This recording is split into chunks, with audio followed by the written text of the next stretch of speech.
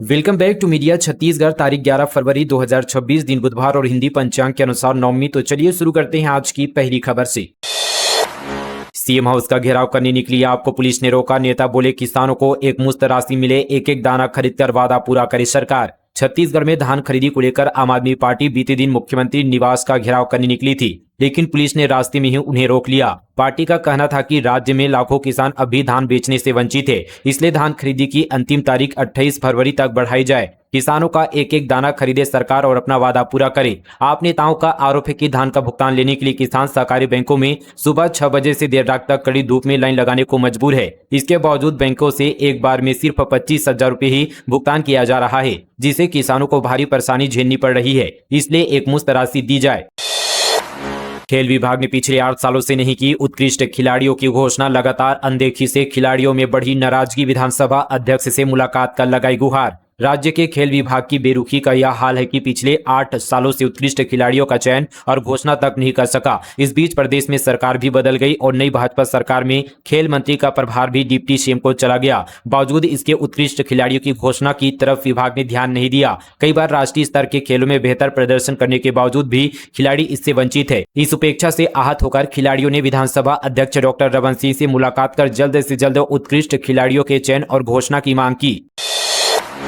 कार्यक्रम रद्द नहीं हुआ तो करेंगे तोड़फोड़। राजधानी में सनी लियोनी के कार्यक्रम को लेकर विरोध। भड़के बजरंग दल ने दी चेतावनी। राजधानी रायपुर में 22 फरवरी को बॉलीवुड एक्ट्रेस सनी लियोनी आ रही है, जिसको लेकर अब विरोध भी शुरू हो चुका है। सोशल मीडिया से लेकर हर तरफ विरोध हो रहा है। इसी बीच बजरंग दल ने एक बार फिर से चेतावनी जारी की है। इस बार दल ने कह दिया कि कार्यक्रम रद्द नहीं हुआ तो तोड़फोड़ करेंगे। प्रदेश से गुजरने वाली 14 ट्रेनें कैंसिल। नागपुर मंडल के गोंदिया स्टेशन पर चल रहा काम। 4 से 26 अप्रैल तक नहीं चलेगी गाड़ियां। दक्षिण पूर्व मध्य रेलवे के नागपुर मंडल गोंदिया स्टेशन के प्लेटफॉर्म नंबर 3 पर बने वॉशेबल एप्रन का डिसमेंटलिंग और बैरिस्टेड ट्रैक बनाने का काम होगा, जिसके लिए 20 दिन तक ब्लॉक किया जाएगा। इस काम की वजह से 14 ट्रेनों को 4 से 26 अप्रैल तक कैंसिल कर दिया गया है। रेलवे प्रशासन ने यात्रियों से असुविधा के लिए खेद प्रकट किया है। यूट्यूब वीडियो देखकर सीखी चोरी। पुलिस ने नाबालिग सहित 7 आरोपियों को किया गिरफ्तार। 28 लाख का सामान बरामद। इंटरनेट मीडिया रील्स और यूट्यूब वीडियो देखकर चोरी के तरीके सीखने वाले एक शातिर गिरोह का रायपुर पुलिस ने पर्दाफाश किया है। शहरी और ग्रामीण थाना क्षेत्र में हुई चोरी की 8 अलग अलग घटनाओं में शामिल एक नाबालिग सहित 7 आरोपियों को गिरफ्तार किया है। पुलिस ने आरोपितों के कब्जे से करीब 28 लाख रुपए की कीमत के सोने चांदी के जेवर, नकदी तथा चोरी में इस्तेमाल की गई बाइक को भी जब्त किया है। छत्तीसगढ़ में बना सामूहिक विवाह का वर्ल्ड रिकॉर्ड। मुख्यमंत्री शाह की उपस्थिति में 6,412 जोड़े परिणय सूत्र में बंधे।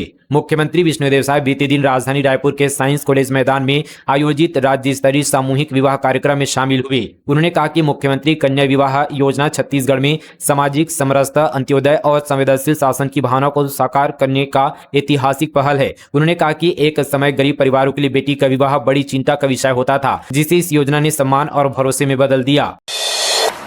बलौदाबाजार में मुफ्त राशन योजना में बड़ी अनियमितता। लाखों रुपए का धान बेचने वाले बड़े भूस्वामी ले रहे राशन। ई-केवाईसी में हुआ खुलासा।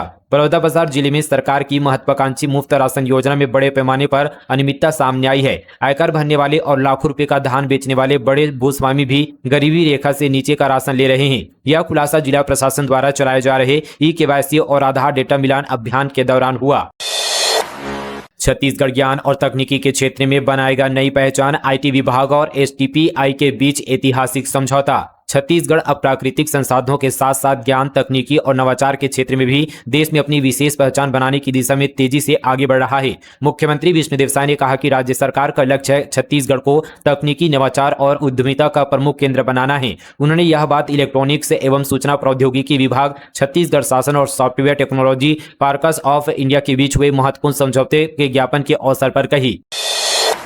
3 स्टार होटल में देह व्यापार का भांडाफोड़। 7वीं मंजिल पर स्पा सेंटर की आड़ में चल रहा था देह व्यापार। 3 महिलाओं समेत मैनेजर और संचालक गिरफ्तार। रायगढ़ जिले में 3 स्टार होटल में चल रहे देह व्यापार का भांडाफोड़ हुआ है। होटल ट्रिनिटी के 7वीं मंजिल पर संचालित सनराइज स्पा एंड सैलून में देह व्यापार की सूचना पर पुलिस ने रेड में 3 अलग अलग कमरों में 3 महिलाएं मिली। कमरों की तलाशी में मोबाइल, नकदी और आपत्तिजनक सामग्री भी बरामद हुई है। पुलिस ने होटल मैनेजर और स्पा संचालक के खिलाफ पीटा एक्ट की कार्रवाई की है। पूरा मामला कोतवाली थाना क्षेत्र का है। ईसा यादव को रंग झांझर बेस्ट एक्ट्रेस अवार्ड। मोर छैया भुइयां 3 के लिए मिला सम्मान। कोरबा की बेटी ने बढ़ाया मान। छत्तीसगढ़ी फिल्म अभिनेत्री इशिका यादव ने रंग झांझर अवार्ड 2025-26 में सर्वश्रेष्ठ फिल्म अभिनेत्री का खिताब जीता है। उन्हें यह सम्मान उनकी सुपरहिट फिल्म मोर छैया भुइयां 3 में शानदार प्रदर्शन के लिए दिया गया है। Rang Jhanjhar award Chhattisgarhi film industry association की तरफ से हर साल आयोजित किया जाता है। यह पुरस्कार प्रदेश के फिल्म जगत में उत्कृष्ट योगदान देने वाले कलाकारों को सम्मानित किया जाता है। इशिका यादव कोरबा की रहने वाली है। छत्तीसगढ़ में राजस्व का डिजिटल युग अब आया भुइयां। चैटबॉट व्हाट्सएप पर घर बैठे मिलेगी राजस्व विभाग की सेवाएं। छत्तीसगढ़ में राजस्व विभाग के कामकाज में अब एक नए डिजिटल युग की शुरुआत हो गई है। राज्य के लोगों को राजस्व विभाग से संबंधित सेवाएं भुइयां व्हाट्सएप चैटबॉट से घर बैठे मोबाइल पर ही मिल सकेगी। यही नहीं, अब जमीनों के डायवर्जन के लिए एसडीएम दफ्तर के चक्कर भी नहीं लगाने पड़ेंगे। यह काम ऑटोमेटिक सिस्टम से होगा। डायवर्जन के लिए ऑनलाइन आवेदन के बाद 15 दिनों में यह काम अफसर को करना होगा। नहीं करने पर ऑटोमेटिक तरीके से डायवर्जन हो जाएगा। दस्तावेज घर बैठे ही मिलेगा। बीसीपीएल में कोरबा का खिलाड़ी स्पिनर पवन साहनी का सिलेक्शन हैदराबाद की टीम ने खरीदा। भारतीय कॉर्पोरेट प्रीमियर लीग में जिले के लेफ्ट हैंड स्नीपर पवन साहनी का सिलेक्शन हुआ है। पवन को हैदराबाद की टीम ने नीलामी प्रक्रिया के जरिए 4,40,000 रुपए में खरीदा है। इस लीग के कर्ता धर्ताओं ने देश भर के 21 शहरों में ट्रायल का आयोजन किया था। 2.5 लाख खिलाड़ियों ने रजिस्ट्रेशन करवाया था, जिनमें से लगभग 150 से 200 खिलाड़ी ही नीलामी की प्रक्रिया तक पहुंच पाए थे। वहीं रविवार 8 फरवरी को नई दिल्ली के एक कन्वेंशन सेंटर में नीलामी का आयोजन किया गया था। इसी दौरान हैदराबाद की टीम ने उत्तम बोली लगाकर पवन को खरीद लिया है।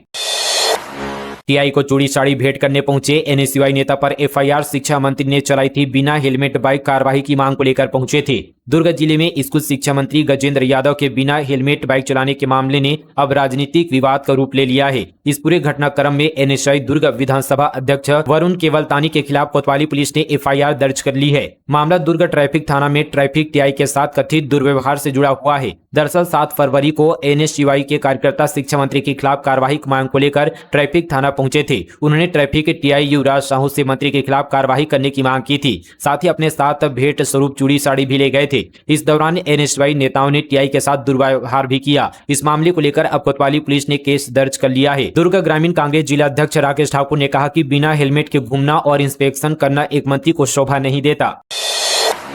असम सीएम का बड़ा एक्शन। भूपेश बघेल समेत 3 कांग्रेस नेताओं पर 500 करोड़ की मानहानि का केस। असम के मुख्यमंत्री हिमंत बिस्वा शर्मा ने कांग्रेस नेता पूर्व सीएम भूपेश बघेल, जितेंद्र सिंह और गौरव गोगोई के खिलाफ मानहानि का केस किया है, जिसमें 500 करोड़ के हर्जाने की मांग की गई है। सीएम शर्मा ने एक्स पर पोस्ट करते हुए कहा कि एक प्रेस कॉन्फ्रेंस के जरिए तीनों नेताओं ने जानबूझकर उनके खिलाफ झूठे और बदनाम करने वाले आरोप लगाए थे। प्रदेश में मौसम का उतार चढ़ाव जारी। दोपहर में गर्मी और सुबह शाम हल्की ठंडी का असर। छत्तीसगढ़ में मौसम लगातार बदलाव के दौर से गुजर रहा है। फरवरी के दूसरे सप्ताह में ही गर्मी का असर तेज होने लगा है। नमी युक्त हवाओं के प्रभाव के कारण दिन का तापमान रात के मुकाबले लगभग दोगुना हो गया है। मौसम विभाग का कहना है कि अगले 2 से 3 दिनों तक तापमान में और बढ़ोतरी हो सकती है। वहीं सरगुजा संभाग के ठंडे माने जाने वाले इलाके अंबिकापुर में भी तापमान धीरे धीरे ऊपर चढ़ने के आसार हैं। 2.5 करोड़ की प्रधानमंत्री ग्रामीण सड़क योजना सड़क एक हफ्ते में उखड़ी। अधिकारी बोले ठेकेदार ने बिना सूचना दिए काम किया। जारी किया गया नोटिस। कोंडागांव जिले में प्रधानमंत्री ग्राम सड़क योजना के तहत बनी 2.5 करोड़ रुपए की सड़क निर्माण के 1 सप्ताह के भीतर ही उखड़ने लगी है। बटराली से होंडेड यहां पर जोड़ने वाली यह 12.5 किलोमीटर लंबी सड़क भ्रष्टाचार के आरोपों के घेरे में आ गई है। स्थानीय ग्रामीणों ने बताया कि सड़क पर अभी ठीक से आवागमन भी शुरू नहीं हुआ है, लेकिन जगह जगह से डामर की परतें चादर की तरह ऊपर उठ रही है और हाथ लगाने भर से निकल जा रही है। ग्रामीणों ने इस मामले की उच्च स्तरीय जांच, दोषी ठेकेदार अधिकारियों पर कड़ी कार्रवाई और सड़क के नए सिरे से गुणवत्तापूर्ण निर्माण की मांग की है। प्रयोगशाला तकनीशियन भर्ती 2023 में 26 अभ्यर्थियों का चयन। काउंसलिंग 12 फरवरी को। छत्तीसगढ़ उच्च शिक्षा विभाग ने प्रयोगशाला तकनीशियन भर्ती 2023 के अंतर्गत चयन प्रक्रिया पूरी करते हुए 26 अभ्यर्थियों की अंतिम चयन सूची जारी कर दी है। यह सूची छत्तीसगढ़ व्यावसायिक परीक्षा मंडल द्वारा आयोजित भर्ती परीक्षा और दस्तावेज सत्यापन के आधार पर तैयार की गई है।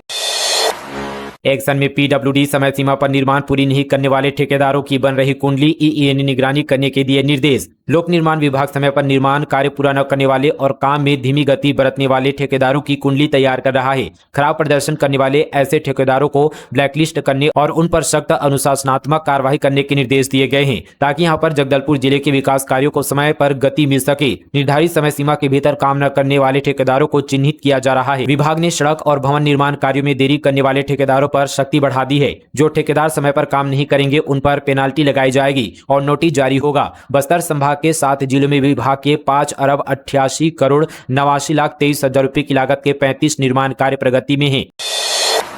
AI कंटेंट पर 20 फरवरी से लेबल लगाना जरूरी। डीप फेक वीडियो फोटो भी 3 घंटे में हटाने होंगे। सरकार का सोशल मीडिया प्लेटफॉर्म को आदेश। सोशल मीडिया प्लेटफॉर्म जैसे एक्स, यूट्यूब, स्नैपचैट और फेसबुक को अब अपने प्लेटफॉर्म पर शेयर किए जाने वाले AI कंटेंट पर लेबल लगाना होगा। इसके साथ ही डीप फेक वीडियो फोटो भी 3 घंटे में हटाने होंगे। इलेक्ट्रॉनिक्स और सूचना प्रौद्योगिकी मंत्रालय ने मंगलवार को आदेश जारी किया है। इसमें IT रूल्स 2021 में बदलाव किया गया है। बदले हुए नियम 20 फरवरी से लागू होंगे। इसका ड्राफ्ट सरकार ने 22 अक्टूबर 2025 को जारी किया था। नए नियम डीपफेक और AI से बने कंटेंट को लेबल और ट्रेस करने के लिए, मतलब अब AI कंटेंट में साफ लिखना होगा कि यह कंटेंट असली नहीं है, AI वाला है। इसमें मिस इन्फॉर्मेशन और चुनावी धांधली जैसी समस्याओं पर लगाम लगेगी।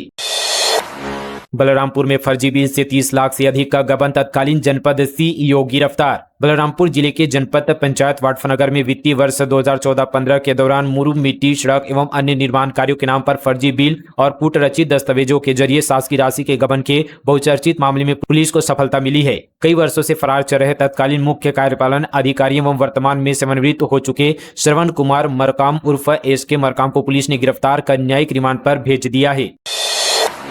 गरियाबंद अश्लील डांस सस्पेंड के बाद भी SDM ऑफिस आ रहे लोगों की समस्याएं सुन रहे का कोई नोटिस नहीं मिला। कलेक्टर बोले पुलिस की मदद से हटाएंगे।